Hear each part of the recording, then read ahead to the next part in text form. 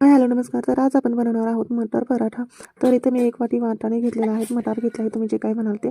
त्यानंतर मिक्सरच्या भांड्यामध्ये हे वाटाणे जे आहे ते काढून घेतले आहे. त्यामध्ये घातलेले आहे हिरवी मिरची, आलं, लसूण आणि थोडीशी कढीपत्त्याची पाने घातली, जिरं घातलं, झाकण लावून छानपैकी याचं एक वाटण तयार करून घेतलेलं आहे.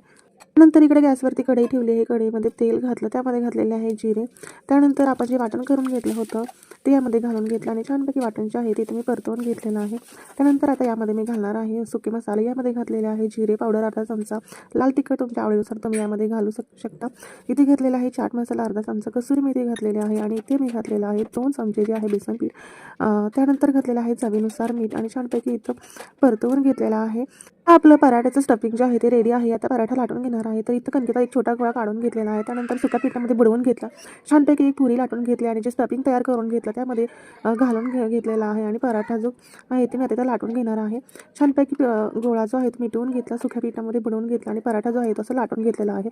इथे मीडियम आकाराचा पराठा जो आहे तो आपला रेडी झालेला आहे.